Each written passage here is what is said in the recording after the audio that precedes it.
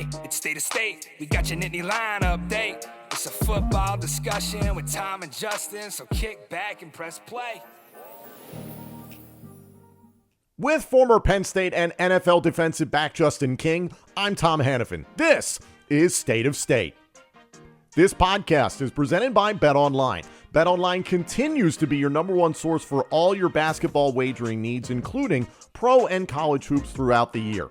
With up-to-the-minute odds, stats, and trends, you can follow your favorite team's path to the playoffs with in-game live betting, contests, and all the best player props. Experience the world's best wagering platform anytime from your desktop or your mobile devices. Head to BetOnline today to become part of the team, and remember to use our promo code BELIEVE, that's BLEAV, for your 50% welcome bonus on your first deposit. State of State is presented by BetOnline. The game starts here. Are you looking for a higher potential return on your savings? Turn to our sponsor, Save. As an SEC-registered investment advisor, Save safely combines the best parts of saving and investing with its Market Savings program. Market Savings is a savings product that provides you with market returns instead of interest. The returns come from diversified investment portfolios based on your individual investment profile. The return from the investments is paid to you at the end of the selected investment term. But investing comes with risk, right? Well, with Save, your deposit is FDIC insured and never used for any investments. The current variable APYs are 9.07% for the one-year product and 7.9% for the five-year product. So what does this cost you? Well, Save only charges a fee when your investments make you money. To learn more or to sign up, visit www.joinsave.com/state. That's joinsave.com/state. The link to the website is in the description of this podcast. State of State invites you to join Save. Plenty of coaching news within the Big Ten, especially with Big Ten football this past week. I'm Tom Hannafin. He's Justin King. There is a lot to dive into, not only with what's going on with the Big Ten coaches, but also we heard from James Franklin yesterday. So there's finally some pieces to dive into in the offseason. Winter workouts are ongoing, of course, but this is just a fascinating time in regards to the evolution of college football. We touched on a lot of this stuff last week, but now this is really beginning to affect the Big Ten. Not that it wasn't already, but the shakeup that we saw this past week is significant. If you haven't already, like, comment, subscribe, turn on notifications. It really helps the show. Rate us as well on audio-only platforms, and follow us on X, Instagram, and TikTok at State of State Pod. Thank you all so much for tuning in. We want to start first with the coaching carousel in the Big Ten, and we're going to get to James Franklin's comments. I think we have to start with Ohio State, the root of all evil. I'm kidding. But that's where the most churn has been. If you remember, about a month ago, Justin, that Bill O'Brien was named as the new offensive coordinator for the Ohio State Buckeyes. That is no more. Jeff Hafley left Boston College. He was the head coach of the Boston College Eagles. He now is off to the Green Bay Packers for a lesser paying coordinator job. And Bill O'Brien is elected to stay in the Boston area. Bill O'Brien didn't even coach a game for Ohio State. He is now the head coach at Boston College. So let's dissect that one there real quick. That is a lot to extrapolate all at once, because one of my first thoughts was, man, what a great opportunity that was for Bill O'Brien to go to Ohio State. That would have been really difficult for Penn State fans to stomach, but great opportunity under Ryan Day. And then he sees a head coaching job, and he also doesn't have to relocate, him or his family. He can stay in the Boston area. He was just with the New England Patriots. The movement there alone between Hafley and O'Brien is fascinating. What did you see?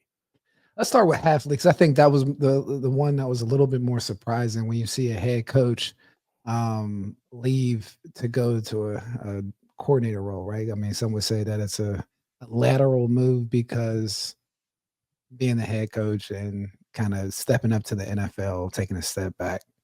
But it's interesting because it shows where we're at in the college football space, where you would take a demotion to an extent of running your whole organization to go to the NFL, different quality of life, no more recruiting, no more NIL. Now you're just back to coaching football and getting into the tactical aspects of being a coach. Sometimes when coaches haven't had that chance of being a head coach, all they can think of throughout their career development is how do I become a head coach? And then once you become a head coach, you're like, I don't want to do this anymore, right? Like besides the big paychecks, if there's anything comparable or just a quality of life, you opt for those different type of opportunities. And I think that's what we saw with Halfley. And to go to Bill O'Brien, his is more standard for the course in the sense of get a head coaching opportunity, you take it. Especially, like I said, there's some coaches that get that head coaching job and they're like, I don't want to do this. And there's some that get it and they relinquish and they're like, hey, I got to get back to running my own show because I don't want to listen to someone else. You know what I mean? So different personalities, but I think the opportunity and the sway back and forth between NFL and college football is going to pick up significantly here in the future. It's a natural thing for fans to look at someone like Halfley going from a head coach to a coordinator and be like, well, why would you do that? Like the word demotion, it, it is accurate because he's taking less money, and but at the same time, you're switching from the college ranks to the NFL, which obviously the differences between the two are becoming less and less by the day. But still, it isn't like demotion doesn't feel like the right word. I'm not damning what you're saying or anything, but it's just odd to look at. And also for Bill O'Brien, this is a guy who was a head coach at Penn State, went to the Houston Texans, got everything that he wanted. He had the control that he wanted, didn't get the results that he wanted. Then he goes to Alabama to revamp his career. Then he goes to the New England Patriots, once again, familiar territory. And then it looked like Ohio State as an offensive coordinator. It was like, okay, so maybe he's just destined to be a coordinator. There's nothing wrong with that. There really isn't. I was stunned when Brent Venables eventually left Clemson and became a head coach at Oklahoma because it just seemed like he was destined to do that forever. You're right, because I don't think it is a demotion from the standpoint of Halfley going to the NFL, but we think of Chip Kelly, that move is a little different because that is a demotion in conference to leave UCLA, sunny California, which was always like a hot spot for a coach when we talk about quality of life, to go live in Columbus as the offensive coordinator. I think that was more of a slap in the face to the university and showing where the leverage is with these top tier coaches. Like if you set up your university, your organization to be a destination for coaches, hey, now you get the top coaches that come in. You're going to start transitioning to get the best players that come in because it's not going to be based on like how well they recruit. It's going to be like, okay, what coach is going to get me ready for the NFL? And that's going to be based on what they have done, not how well they shake your coach's hand or how much they remember your birthday and all these different things that come with recruiting. But like, yo, who is actually developing talent? I think we'll see a shift in just the college ranks to more of the developers. We're going to have to still recruit and have some cutthroat aspects of the business, but who's actually developing and deploying talent. So that's going to be an interesting thing to look at in just the coaching sphere across the board. Just like, hey, it's one thing to be able to get a job for you to be able to recruit. Now it's going to be able to recruit, manage relationships, and develop and deploy players. That's key. Player development is something James Franklin talked about in his press conference on Tuesday. We're going to get to that in a little bit. I want to focus a little bit more on the Chip Kelly situation. It sounded like at UCLA, he was not getting the resources that he wanted, nor felt that he needed to ultimately help the team rise up the ranks, whether that be in the Pac-12 or now the Big Ten. It looked like a really good opportunity ultimately for UCLA to join the Big Ten. Chip Kelly has done a nice job recruiting there, but there are certain academic standards there that have made it a bit challenging for him. And also there were rumors like a few months ago, or even coming into this season, that he was half in, half out, was not entirely committed to the job. And that's, we as like the average people look at this and they're like, really? Like they're paying you tens of millions of dollars and you can't be focused on this? And ultimately going to an offensive coordinator role, he's going somewhere where it's Ohio State. So it's like, man, you're doing just fine in terms of the company you're meeting up with. And on top of that, Ryan Day is the head coach, used to be the quarterback for Chip Kelly at the University of New Hampshire. So there's this familiarity that once the teacher is now underneath the pupil, so to speak, it's a little bit different. And this leaves UCLA promoting from within. They make Deshaun Foster the new head coach. of UCLA football. Deshaun Foster, people might remember that name, had a fantastic career for the Carolina Panthers, one of the best to ever come out of the UCLA football program. So you promote a guy that played for your team and was already within the program. I know you liked that promotion, but it is something that there are people saying like, man, there might have been better candidates altogether, but he fits and he was certainly well received. There was a great video online when he was revealed to the team. They were amped that Foster was named the new head coach.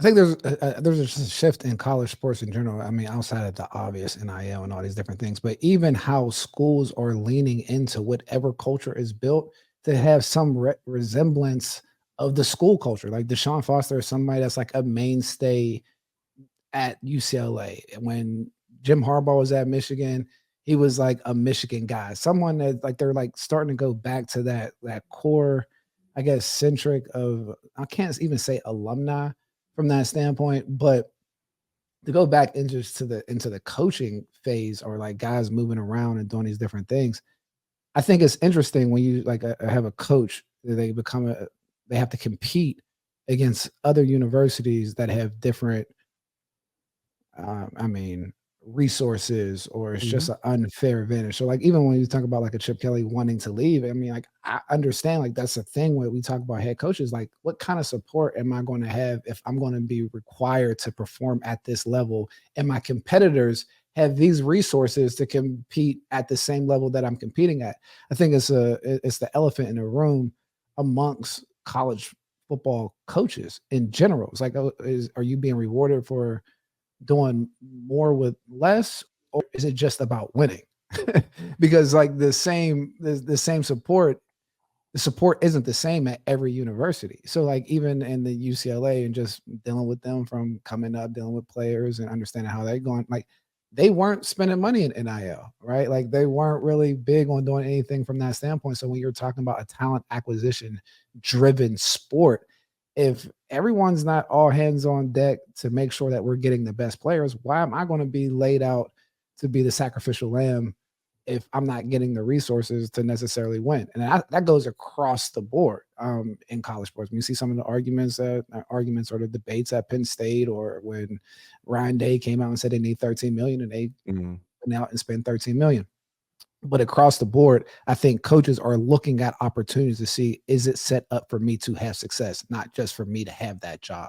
So that focus on staying power, which now players should be thinking about as well. Like, hey, these guys are looking for the best situation. You need to find your best situation where you can stay and have that staying power so you can have some level of benefits from this game.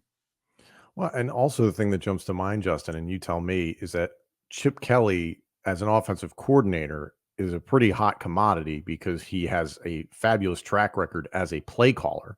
So it fits. And also he'll get more money than the average offensive coordinator because he's been a head coach. He's been a successful head coach at the college level and obviously been a head coach at the NFL level. So the drop off in finances is like, yes, a guy who's made his money at this point. So there will be less, but you're going to a program in Ohio State that has clearly gone out and spent, whether it's on the coaching staff or in the transfer portal and recruiting. And they look like they're primed to win now, whether or not that's your real priority or not. But at least you're not with a program where it's like, it feels like there's a ceiling. And maybe that's what the overall deterrent is. Every upgrade in college coaching is somewhat of a seesaw type of battle. Like you don't necessarily always go from GA to position coach to head coach, right? Like there might be a situation where you're at a group of 5 and you're a coordinator, and to get to a Power 5 spot, you have to be a position coach where you make a little less money, but you're setting yourself up to put on a performance or show your evidence of impact. I think going into the season, if we think he doesn't have the talent at UCLA, Chip Kelly with an Ohio State field personnel offense is scary. And so like, yeah, I would think it's more of a chess move than it is even like bending the knee or of anything. Cause I think he's going to be a hot commodity if Ohio State comes out and averages 35 plus points this year, the way that he draws up things. And I mean, probably trying to get back to the NFL, but like that is a route that I would draw up for a coach if I was consulting with. Like, hey, all right, take that offensive coordinator job, show that you can put up 40 points a game.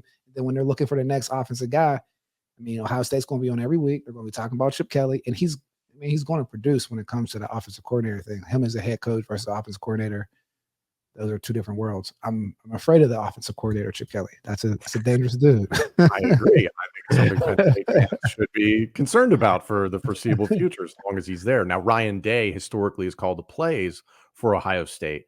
So how they balance that, or if that's, hey, handing off the reins entirely, or whatever role that turns into, if that's to use the Kansas City reference from a few years ago with the Chiefs, Andy Reid and Eric Bieniemy. Andy Reid was calling the plays, but Eric Bieniemy was the offensive coordinator. They struck that balance. So what Ohio State does with that, and literally it feels like a fleet of Lamborghinis that they have to work with.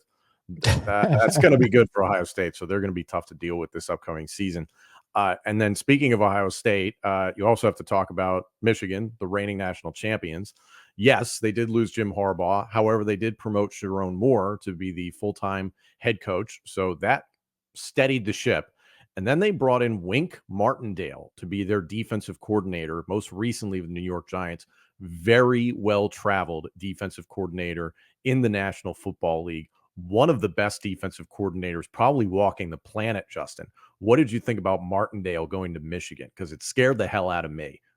I mean, I think it's a great hire for Sharon Moore up there, and just falls in line with their roster of elite defensive coordinators that they brought in since Don Brown back in the days. And then you get Mentor. I mean, it goes along. Again, another institution that is proven to be like, hey, if you're a top defensive coordinator, I would kind of try to operate and get to a place like that. So again, another NFL guy coming back to college. And so it's not surprising, but it's a good hire for Michigan, to say the least. Defending national champions. So with this churn in regards to coaching staffs, a byproduct is that there's an extended 30-day window for these teams with the transfer portal. So for instance, Alabama's got extended because of Nick Saban leaving. Theirs closed on February 10th. Washington's closed on February 11th. Arizona's closed yesterday on the 13th. Michigan's is open until February 23rd. UCLA's is now open until March 10th. So there's this second lease on life to dive into the transfer portal. Granted, a lot of the best talent available has been grabbed already. And don't forget, the transfer portal is going to open up again after spring ball. So when you look at this as someone who's dealt with the Penn State staff specifically, and it's something James Franklin touched on Tuesday, is that specifically Penn State tends to start their spring semester about a week earlier than most schools across the country. And he said that's a disadvantage, because if you're scrambling to try and get a kid enrolled in January, you really have to hustle, as opposed to other schools have about another week or so that they get things started after the Christmas and New Year break. So there's a lot of layers that go into this in terms of like, all right, you got to make sure this guy's able to get on campus in the right amount of time, his credits transfer, or however many years of eligibility, the classes he's got to take. There's all these headaches that come with it. And you understand this ebb and flow that's occurring now between college football and to the NFL, and then vice versa. The guys who want to deal with these headaches, God bless them, Justin. Seriously. I mean, like there's coaches that really enjoy like that developmental gap, or filling that developmental gap, right? So you get NFL guys that they get tired of dealing with football players that make a lot of money that don't really want to take hard coaching. And then you get, a bunch of seemingly hungry high school kids, and not too hungry anymore. They're eating pretty well, but some hungry high school kids that are trying to get to the NFL, and you've been there and you've coached them, and you know that they're going to hang on to every word that you're going to say.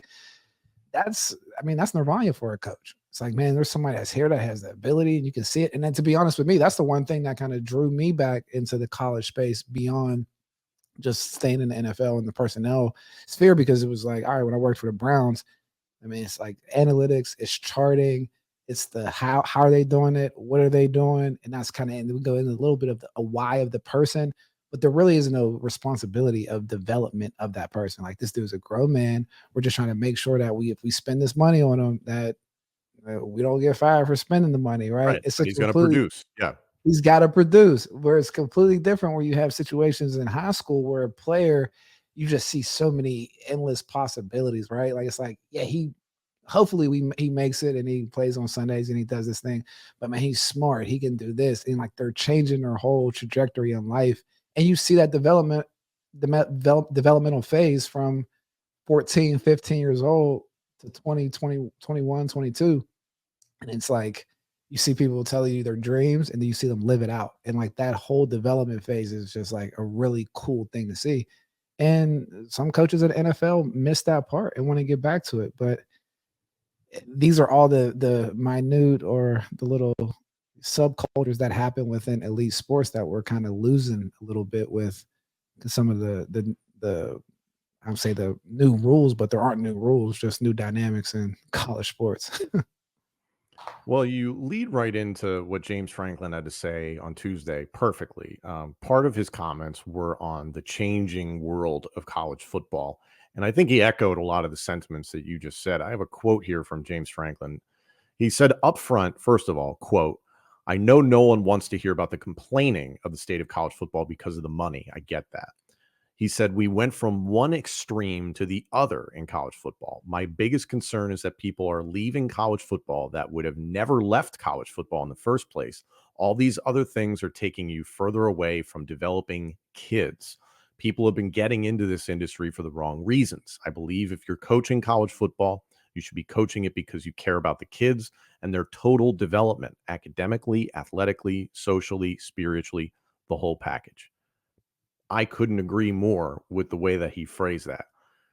And it's something that I know there's a lot of Penn State fans that go at James Franklin because he makes $8 million a year and because this is a fan base that desperately wants to see Penn State get back to a national championship. I get that, guys. And I support you guys to an extent. But there is that realism. There is that realism of what he's saying that I think is so important for all of us to comprehend is this thing is moving sand beneath his feet and he's constantly trying to keep a hold on things. And let's not forget, he's replacing 3 coordinators and he spoke throughout his press conference trying to keep things on track in terms of here's what we do, here's your must-haves, your non-negotiables as coordinators, and how we can keep some things the same but make minor changes so that it's not going to be this huge shift for the players we have. You understand our roster, you understand what we're trying to do from a philosophical standpoint on and off the field, and to get all these things to fit. And oh, by the way, keep the train on the tracks and continue to win and then compete in this new Big Ten and hell, whatever the SEC and Big Ten partnership turns into. There is so much that can develop here, but to hear that the bedrock of what James Franklin cares about is developing kids on and off the field, I think Penn State fans should take a step back and wonder how many coaches really now in college football give a damn about that, because I'm personally very, very happy to hear that come out of James Franklin's mouth. I mean, I think that's a very well stated point. And it's like being honest, like who's going to be honest about how they feel about that when it comes to developing kids? Because I think everybody in college sports will say they care about it until you start going past the water coolers and you hear, subliminals that they don't really understand and they're letting out. Because that was my thing, right? That thing that hurt me where I got into college and I came up under the Joe Paterno era. So like I really experienced like people that cared about my development. I mean, it was put to the test. Whether I got arrested my sophomore year, and just the way that the staff and all the different things operated around me. I was like, okay, these guys really cared. It wasn't until I got to the NFL and really saw different players from different universities and how they were prepared versus how I was prepared. And I started realizing like, oh, wow, wait, we have a real competitive advantage where you can like point out in a locker room, like, oh, this kid went to say an SEC school, or this kid went to like a Michigan, or this kid went to a Penn State, or this kid went to a Notre Dame. Like you start seeing the differences. And then when you jump back into the game and you realize like, oh, this is a real business. Everyone's motive here is not to develop kids. It's to get the bottom line to where it needs to be, or this accountant needs to make sure that this budget is right. This person that's recruiting, yeah, he wants to see this kid go to college, but he needs to make sure that there's a certain amount of stars. Yeah, this coach wants to see this player develop right, but like if he doesn't land this player and get him right, like he's going to lose his job. So then the motivations or de-incentivized or what am I trying to say? De-incentivized to really care about the players, because to care about the player is not necessarily to care about the business, because they're not hand in hand. It's the player versus the business, not necessarily like a harmonious relationship. And so once we realize that, you do need some levers that keep things fair. That's why we have collective bargaining in NFL and different places, and we just don't have that structure in high school or college sports. State of State is a proud supporter of Blue White Outfitters. Blue White Outfitters was created as a retail shop meant to highlight the confidence, competitiveness, and fearlessness of the elite athletes found throughout the history of Penn State University. Check out their Lockdown U and Lawn Boys merchandise today. All sales from Blue White Outfitters directly benefit Penn State student athletes. Visit www.bluewhiteoutfitters.com today.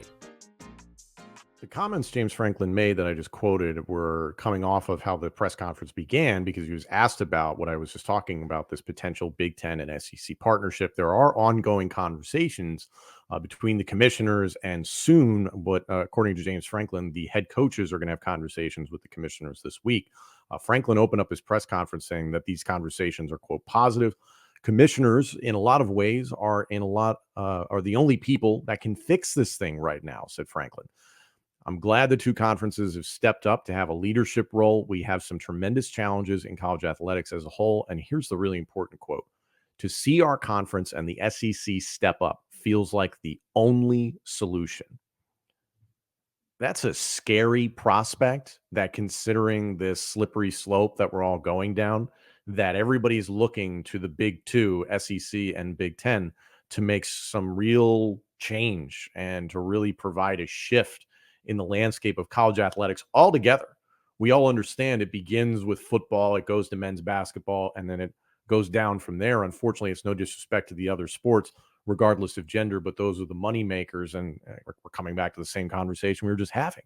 But it's scary that it's gotten to this point, Justin, and you talk about it all the time, that it's like, man, what are administrators doing within these individual schools, within these individual conferences?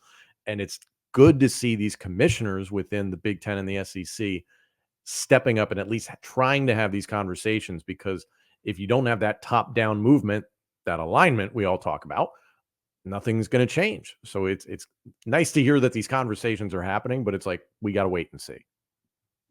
Yeah, I mean, it is good that the conversations are happening, and they just have to know that it's a fluid situation. I know a lot of times in college sports, I mean, administrators and leaders, they do not want to make a mistake because you're typically penalized, whether it's from a recruiting violation and things of that nature. But like everybody, all the leaders need to understand that things are going to change. Like this first year after 16 teams going into the playoffs, or 12, however many going in, something might shift where it's like, hey, this game plan is off or gameplay is wrong, and continue to innovate and change. I think if they adopt that mindset, this transition in this new era shouldn't be a problem. Now it's when you start setting rules and being arrogant about not changing them because of the information that you receive from them not working or whatever the case may be, and then getting stuck into a situation like this, because they could have paid all these players $25,000 a piece 4 or 5 years ago, and everybody would have signed, and none of this stuff would have happened. But they didn't do it because everybody was punting.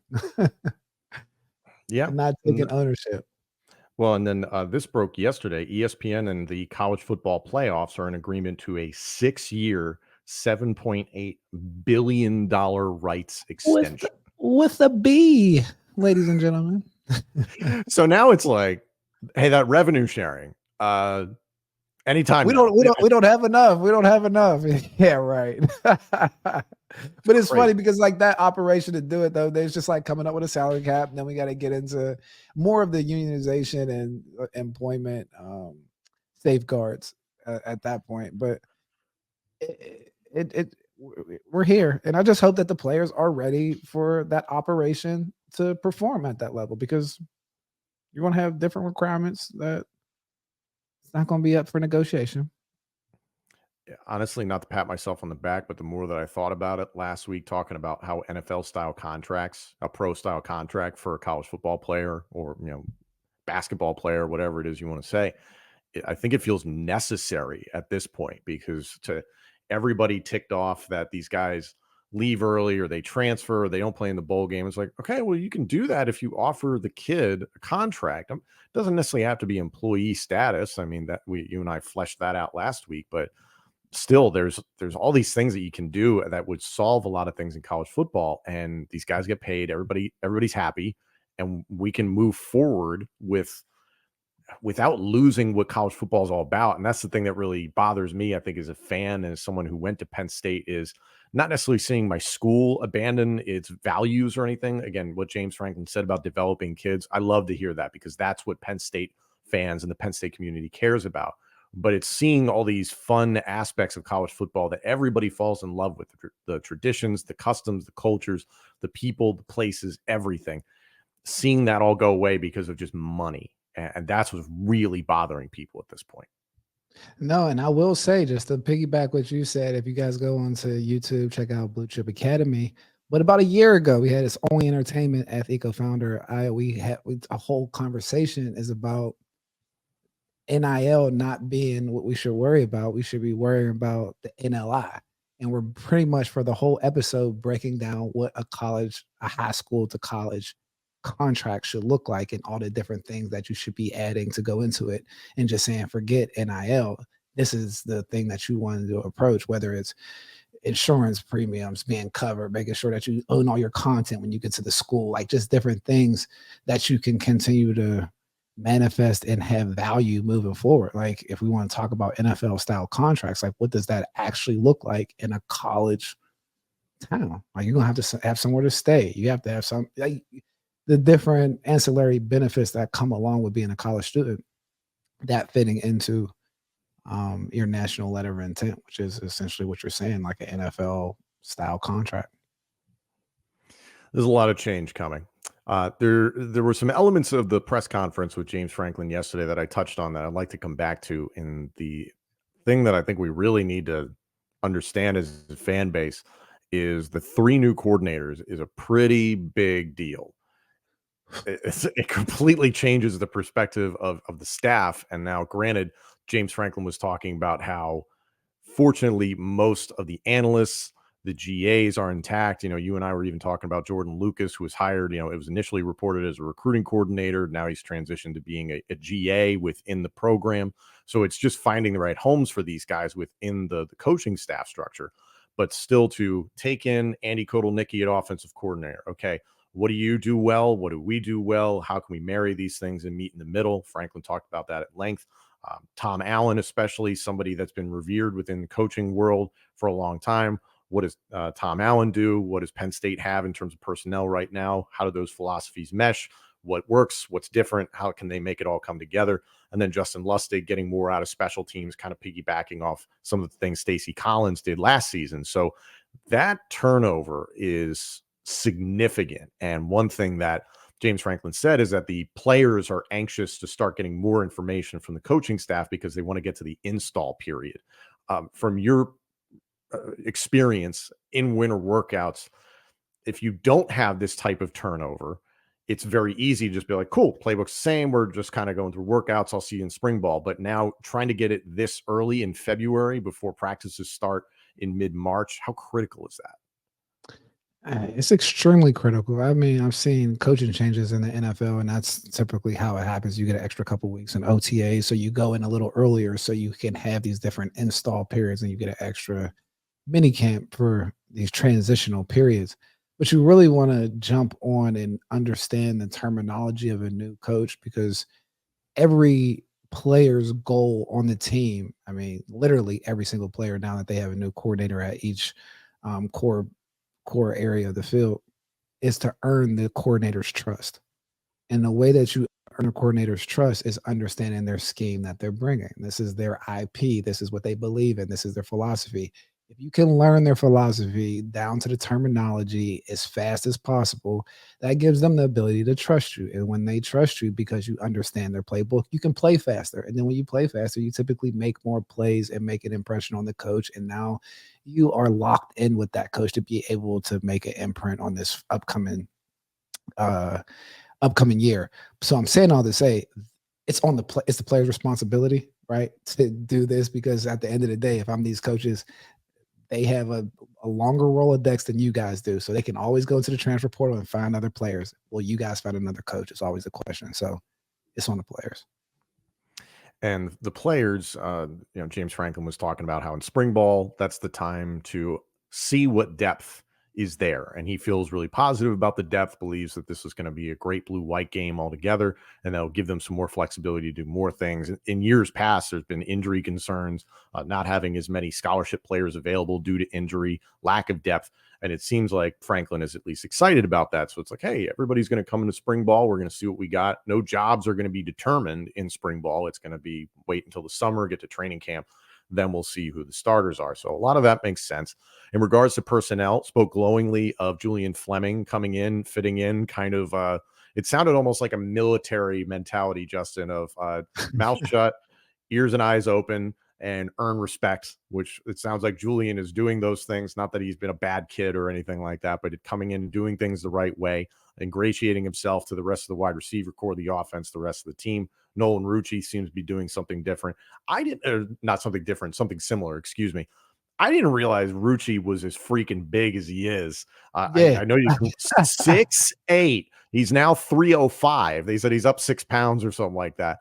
And it's like, Franklin said he was like, oh, when you're that big, it can be a detriment because you got to be able to bend. And he said, Rucci has that bend, that ability to move. And I'm like, we talk about all the time, Justin. It's like, oh, big guys, you got to recruit big people. There are very few humans walking the planet that size with that skill set. You don't come along those guys. So we understand why they pursued Rucci so intently for years. No, those guys are premium. They're premium in sports in general. So like I said, I mean, philosophical approach, collect big guys because they don't come around, and just based on physics, it takes a special player to get around those big guys, right? And it takes a special player to stop those big guys. So that's where we get, they got to make sure that we're understanding. So go into that portal. Those are the guys that are worth paying for. Franklin said Julian Fleming, there was a lot of comfort and familiarity from years ago when he was recruited, comfort and familiarity for Julian's family as well, which is great to hear. Said very similar things about A.J. Harris, transferred defensive back from Georgia. A.J. Harris sounds like he really did his homework in the initial conversations with Penn State, and that, they spoke to him once, they came back to him, and then he had all the right answers. And it sounded like not because he was bending the rules or anything like that, but just sounded like he did the work. And he really impressed this coaching staff. Based on what you're hearing from Terry Smith, how are A.J. Harris and Jalen Kimber as well, transfer from Florida, how are they fitting in so far? I mean, they're working their way in. Like you said, like they're not new to the college football game in general. I mean, heard glaring things about just their athleticism, both of them, different type of athletes. Jalen being more of a smooth, twitchy athlete versus what's my other guy's name? A.J. Harris and Jalen AJ. Kimber. Well, AJ being just more of like a powerful, explosive type of athlete, but they're both, working into workouts in a nice way. So, I mean, for me, I like to hear those things, but it's until we get those pads on or out there covering receivers, then we'll see. What was it you said last week? We're talking about workouts. We're not talking about football yet. Yeah, so because I mean, it'd be like an inside joke if I was just going ahead like just going straight off of workouts. I'm like, man, Justin didn't go hard. Justin wasn't a crazy Right. workout. I didn't hit anybody. But I was always the guy like, man, these workouts don't mean anything. Let's get on the field and let's compete for real. Our workouts were a little different. We were like, how so? In the sense of, I don't feel like we competed as much as these guys do now, like one-on-one. Like I felt like ours was just stuff to make you tired, man. Like just doing drills and like flipping over each other, but like you're not going against a teammate. You're just like with a group and you're just kind of going hard essentially. And it's kind of like you're saying you're competing, but it's not necessarily. Like these guys are like competing, you versus you. Who wins? You lost. This person won. And like I like the fact that it's being tracked. Like that would have got me like, okay, here we go. I don't like just doing stuff to do it, like, or just to say like, hey, who's the toughest person here? Like, man, no, I'm not playing that game. Like I'm tougher than you. Like I don't care, and I don't got to prove it. But if we're keeping track of it, I like that piece. I'd like to know what the score is. I agree with you. I like to know the score. I agree with you on that. I want to close on this from James Franklin and his press conference, because I think the question that was asked was very good. And forgive me, the reporter who asked it escapes me. But I thought his question was very good, and it comes back to the way the Penn State offense has looked for a number of years. So here's the question that was asked exactly. Quote, James, you have preached continuity pretty much since you hired Joe Moorhead. To the layman, Andy Kotelnicki appears to be a departure from some of the things you have done the last 6 years or so. Is that a product of having seen enough of that and changing philosophy? Or is that a product of you having an opportunity to hire Andy Kotelnicki and he's too good to pass him up? I think it's an interesting question because you and I have talked about it so much on this show, is that the offenses looked largely the same for a number of years. James Franklin, in his response, didn't even name Mike Yurcich, which I was like, boy, he must have really ticked somebody off on the way out. Didn't even name him. He said the last guy that was here. I was like, oh my God. He was like, we ran a lot of 11 personnel, but we were better in 12 personnel. And it was like, all right, having one tight end, two tight end, even sometimes three tight end sets. That's what that alignment is referring to. And it's just funny to hear how the conversation that James basically went on to have was saying there's a lot of coaches who talk about, where's the exact quote? I think you need to have enough flexibility within your system to play to the strengths of your roster. And I'd say that is probably uncommon in coaching and college football. Everybody says that, but very few people actually do it. What do you think about that? I mean, I think it's the X's and O's versus Jimmy's and Joe's argument, right? Where you have people that rely on their schematics or their IP, and then you got other ones that can relate to players and understand how to put them in situations to be successful. I had Doug Willie on my podcast a while ago. He said when he evaluates coaches, he puts them in two different categories, whether they're a teacher or a coach. And it's like a coach just kind of wants to yell and do their thing and motivate. And a teacher is actually teaching concepts and what to do in situational movements. And then those guys, when you're operating like that, teachers, like they want that student to perform to their best ability. So they put the onus on themselves to put them in that best situation. Right. And so that's when you get a little bit more creative and putting people in different areas of space and attacking offenses a different way. So that's how that's why I would look at it. Yeah. So that's the art of coaching, and that separates the average ones from the good and great ones, to be completely honest, is how you can navigate that personnel implementation. And specifically the question that was asked, remember how it was, saying this is a departure from some of the things, you've preached continuity pretty much since you hired Joe Moorhead. To the layman, Andy Kotelnicki appears to be a departure from some of the things you have done the last 6 years. Franklin went on to say, if you look at us over the last few years, even though our offensive coordinator was more of an 11 personnel type of guy, that was not our strength as an offense. Our tight end room is one of the better tight end rooms in the country. I've talked about the position flexibility.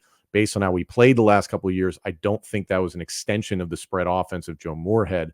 What Andy specializes in is explosive plays, doing it in similar formations and plays that Penn State was running recently. Franklin saying we were number one in the country in turnover ratio, but the offense did a great job of protecting the ball.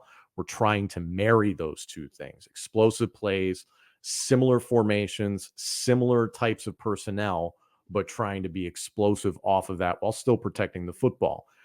All of that sounds great when I put an offense. Does that bend your mind? Because it sounds great when I'm playing Madden, but is that difficult to accomplish? It sounds a little disjointed. That's what we would all want from a philosophical goal sheet standpoint from an offense, right? But I don't think it ever works out that way. Even thinking of the turnover margin along with explosive plays, like we know to have explosive plays, you have to risk some things, and sometimes you might have some turnovers, but you do have to protect the football. So I think there's a way of operating, and there's tactics and methods of doing all the high level goals or hypotheses that he kind of laid out that he wants to see from the offense. But that's coach talk to me. That sounds good, but Andy better bring, explosive plays. There goes, there's different ways of having explosive plays. The first couple of years ago, we saw explosive plays from Nick Singleton running the ball 70 yards. Last year, we didn't see any, and the one that we did was a 60-yard bomb to Amari Evans. So like how we draw up explosive plays, I mean, that's just a very loose comment at this stage of the game, especially us not seeing anything that Andy's done with this personnel at Penn State. So time will tell. And also, I think what Joe Moorhead was within that staff, within the building, versus what his successors have been under James Franklin, I think those have been very different personalities altogether. Yes, that's what I'm saying. That all these different things like come down into level of translation of personalities, of comfortability with the coaching staff, like the actual talent that's out there. Like, I mean, Joe Moorhead was operating with Trace McSorley and Saquon Barkley.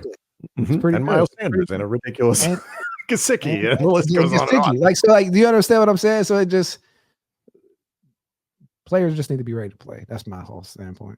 I'm not. In the words of Justin King, Jimmy's and Joe's, not X's and O's. But here we go.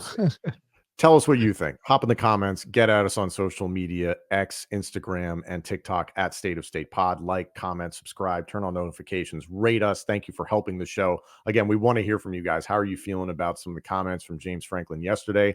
This turnover in regards to the coaching staffs within Big Ten football. There's a lot of change, and spring ball is only a month away.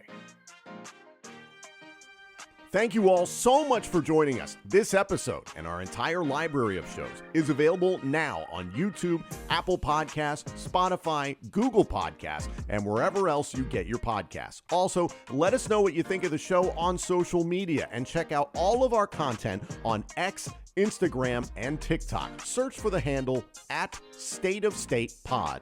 State of State is presented by Bet Online and by Blue White Outfitters.